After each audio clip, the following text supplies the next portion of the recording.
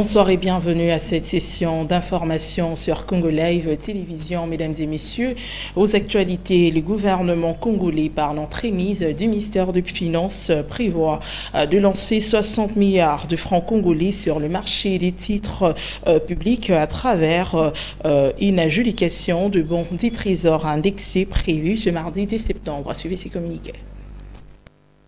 Selon un communiqué du ministère des Finances, la ligne concernée est d'une durée de 6 mois avec une échéance fixée au 3 mars 2026 et identifiée sous le code CD 000213-87. Les soumissions devront être déposées le mardi 2 septembre avant 11h à la Banque centrale du Congo. Les résultats seront rendus publics le même jour avant 15h. Le règlement des titres interviendra le 4 septembre, tandis que le remboursement est prévu pour le 5 mars 2026. Le ministère des Finances précise par ailleurs qu'il se réserve le droit d'accepter un montant inférieur à celui annoncé si les conditions du marché sont jugées insatisfaisantes. Par ailleurs, un bon du trésor est un titre de créance à court terme émis par un État pour financer ses besoins de trésorerie. Il s'agit d'un emprunt fait par l'État auprès d'investisseurs qui deviennent créanciers de l'État et reçoivent le remboursement du principal et des intérêts à l'échéance.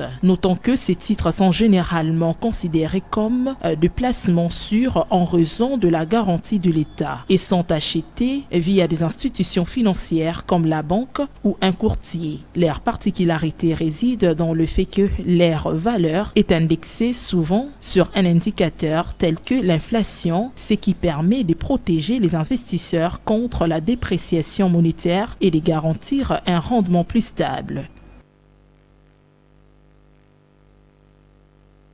Le gouvernorat provincial de Kinshasa annonce le maintien de la rentrée scolaire ce lundi 1er septembre sur toute l'étendue de la ville de Kinshasa. Il a rassuré les familles et les élèves sur la mise en place de mesures sécuritaires renforcées. Reportage signé par Tessio Somba. Dans ce communiqué, le gouvernement provincial a déploré la diffusion de faux bruits sur les réseaux sociaux portant sur l'annulation de la rentrée scolaire et la confirme pour ce lundi 1er septembre 2025. Communiqué officiel du gouvernement provincial relatif à la rentrée scolaire 2025-2026.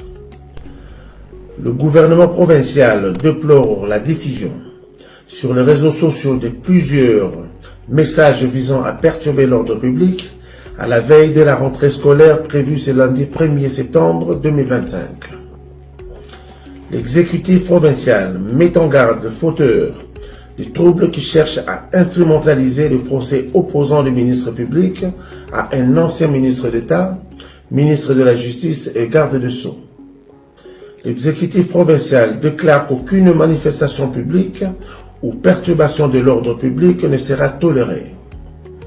Les individus qui oseraient troubler la rentrée des classes s'exposeront à une intervention ferme de forces de sécurité auxquelles des instructions claires et fermes ont été données pour faire respecter l'ordre. La démocratie n'est pas synonyme d'anarchie. L'exécutif provincial réaffirme solennellement que la rentrée scolaire aura bel et bien lieu ce lundi 1er septembre 2025 sur l'ensemble du territoire de la capitale. L'exécutif provincial rassure les parents et les élèves sur le fait que des mesures de sécurité ont été prises pour garantir une rentrée scolaire sereine et sans incident. L'exécutif provincial rappelle le droit à l'éducation consacré à notre Constitution doit être préservé à tout prix. L'exécutif provincial souhaite une excellente rentrée scolaire 2025-2026 à tous les élèves et enseignants. Faite à Kinshasa le 29 août 2025, Jeannot Kano-Larose, ministre provincial de l'Éducation et Nouvelle Citoyenneté et porte-parole du gouvernement. Je vous remercie. Il convient de signaler que, consécutivement à ce communiqué, la rentrée scolaire 2025-2026 a bel et bien eu lieu ce lundi 1er septembre 2025 sur toute l'étendue de la ville de Kinshasa. Il chef à présent l'inspecteur général, chef des services, M. Christophe Bitassimois, a réuni les dirigeants d'une entreprise publique pour un dialogue autour de pratiques de gestion. Commentaire. Sous la houlette de l'inspecteur général, M. Christophe Bitassimois, les mandataires des entreprises du portefeuille de l'État se sont retrouvés pour une rencontre de haut niveau consacrée à l'avenir de ces structures stratégiques. L'enjeu est de taille, relever les défis d'une gestion longtemps marquée par la faible rentabilité, la gouvernance fragile et des conflits internes récurrents. Face à ces constats, l'Inspection générale des finances entend donner une nouvelle impulsion à travers la patrouille financière et l'émission d'encadrement. L'institution veut rompre avec le dérive passé et imposer une culture de transparence. Objectif: transformer des mastodontes budgétivores en véritables leviers de développement économique et social. Pour l'Inspection générale des finances, la bonne gouvernance n'est pas un slogan, mais une condition essentielle à la croissance. La réforme des entreprises publiques apparaît ainsi comme un passage obligé pour redonner confiance aux partenaires, améliorer la performance du secteur clé et renforcer la contribution de ces sociétés au budget national. Notons que le message est sans équivoque: la bonne gouvernance est le moteur de la croissance et l'heure est venue pour les entreprises publiques congolaises de prendre ces virages décisifs. En prévision de la rentrée scolaire de ce lundi 1er septembre 2025, le gouvernorat provincial de Kinshasa informe à l'opinion publique de l'ouverture partielle de certains axes routiers dans la ville province de Kinshasa. Suivez. Communiqué numéro 0014-GPK-MINITP-COMAD-FKO-08-2025.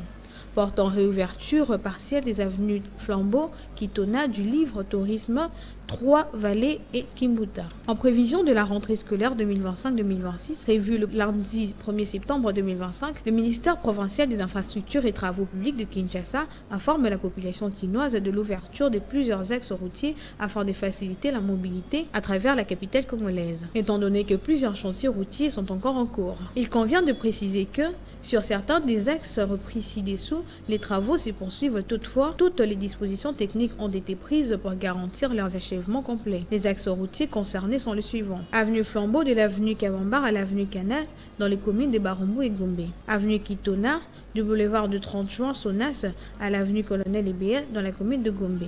Avenue du Livre de l'avenue Wangata à l'avenue Kitona dans la commune de Gombe. Avenue du Tourisme entièrement concernée dans la commune d'Ngalima. L'avenue Trois-Vallées de l'avenue Ngouma à la station Ma Campagne dans la commune d'Ngalima. Avenue Kimbuta, entièrement concernée dans la commune d'Njili. Le ministère provincial des infrastructures et travaux publics de la ville de Kinshasa exprime sa profonde gratitude à la population quinoise, particulièrement les usagers de ces axes routiers, pour sa collaboration et sa compréhension durant toute la période des travaux. Il remercie également les autorités civiles, militaires et police nationale congolaise pour les dispositions prises en vue de l'exécution optimale de ces travaux et les appelle à maintenir la même attitude afin de garantir une reprise harmonieuse du trafic. Fait à Kinshasa le 30 août 2025.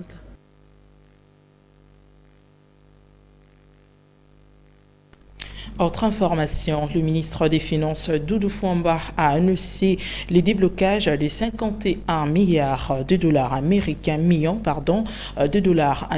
pour relancer et accélérer le travaux de voirie à Kinshasa. L'annonce a été faite le mardi 26 août lors d'une réunion conjointe avec le ministre des Infrastructures tenu au centre des congrès de Kinshasa. C'était au cours d'une réunion conjointe avec le ministère des Infrastructures tenue au centre de congrès de Kinshasa. Selon le ministère des Finances, 20 millions de dollars restent encore disponibles dans les trésoreries publiques, tandis que de nouveaux décaissements sont attendus dans le prochain jour pour financer le chantier prioritaire. Parmi le projet en cours figure le travaux d'urgence engagés après le pluie d'avril, le curage des collecteurs, la lutte anti-érosive pour laquelle 15 millions de dollars dollars sont en cours de décaissement, ainsi que la modernisation de plusieurs artères stratégiques de la ville. Le bureau central de coordination BCECO supervise près de 37 millions de dollars de projets, dont la réhabilitation de routes autour du Grand Marché, 27 km de voirie en rénovation, les projets dits de 3 communes et 115 km de routes en béton armé déjà financés. Le gouvernement prévoit en outre l'acquisition d'urgence des draglines pour faciliter le curage des émisseurs et l'écoulement des eaux vers le fleuve. Les autorités insistent sur la nécessité d'une meilleure coordination interinstitutionnelle du lancement de travaux de nuit et d'un suivi renforcé des chantiers. Rappelons que, lors de la réunion du Conseil des ministres du 22 août, le président de la République, Félix Tshisekedi, a demandé au ministre des Finances, Doudou Fwamba, d'accélérer le déblocage des fonds destinés aux travaux d'urgence à Kinshasa afin de prévenir de nouvelles inondations meurtrières. Nouvelle charte et règlement intérieur révisé de l'Union sacrée de la Nation, le secrétaire général et président AI, Augustin Kabouya, a pris part au congrès extraordinaire de l'Union sacrée de la Nation. C'est samedi 30 août 2025. Suivez.